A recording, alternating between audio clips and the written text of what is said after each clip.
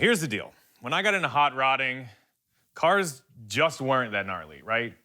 No. BMW M3s made 240 horsepower. Now, minivans all make that much. Right. I mean, like, it's craziness. Technology is insane now. You can buy 800 plus horsepower American street muscle cars. With a warranty. With a warranty. So here's what I want to do.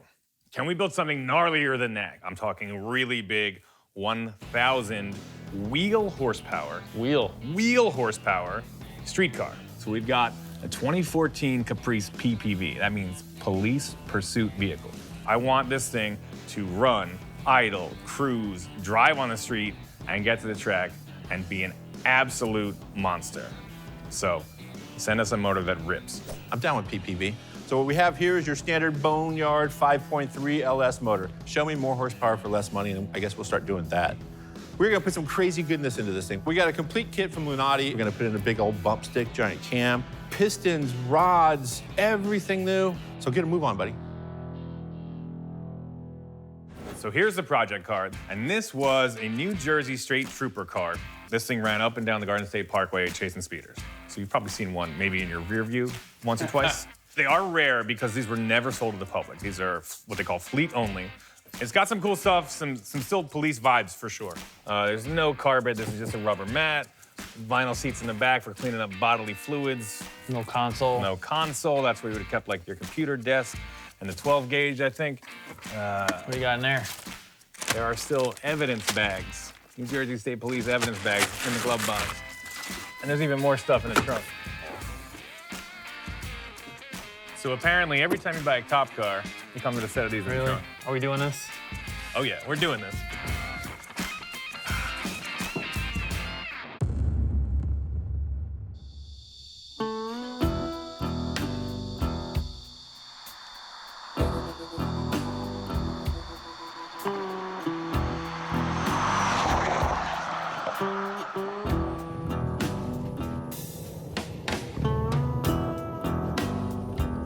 It's got a cop motor, 364 cubic inch plant. It's got cop shocks, cop tires, cop brakes, cop suspension. It's one of the last V8s before we all go electric. So it's gonna make a ton of power with a big old turbo on there. So what do you say? Is it the new Hot Rod Garage Show project or what? Maybe if you fix the Bluetooth. So the real lowdown on these cop cars and why they're awesome for this 1,000 horsepower project is that we paid $7,500 for this. That's about half the price of any of the V8 Pontiac G8s. And it's just on a longer wheelbase because it's a little bit different chassis. But I think this body looks cool. I think it's kind of unique looking. But we're gonna upgrade a lot of the parts, obviously, to make 1,000 horsepower because you just have to. But if you wanted to make like 600, you could leave the trans, you could leave the rear, and you would do pretty well, you know, on the street.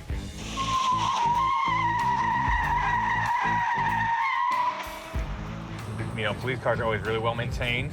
And I like the interiors, like you could hose it out. Yeah, it's not bad at all, man. Yeah, we got lucky with this one. We're trying to go 1,000 wheel, so it's time to get back to the shop and start tearing stuff out of here and making room for a giant Garrett turbo.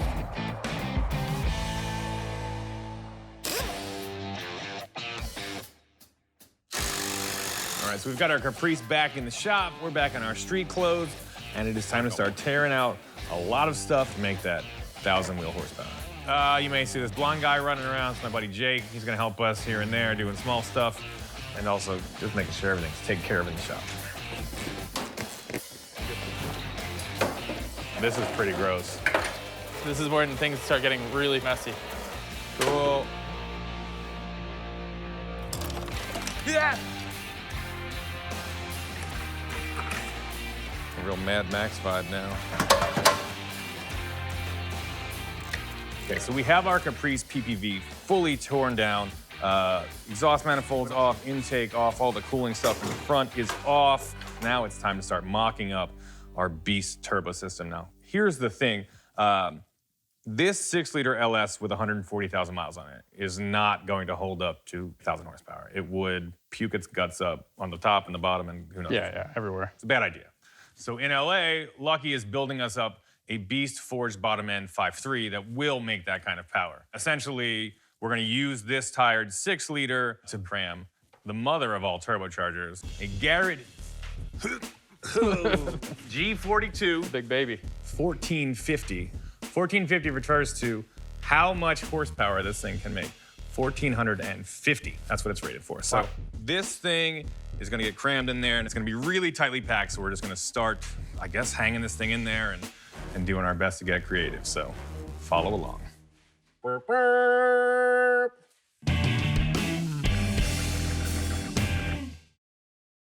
Can you guys see my shirt okay? I think these shirts are currently available on hotrod.com. Just saying. So while Tony is building the fuel system and that single giant turbo setup on that minuscule little 6-liter over there, this is where the magic's gonna happen. This is your typical, and you've seen it 100 times on the show, LS53.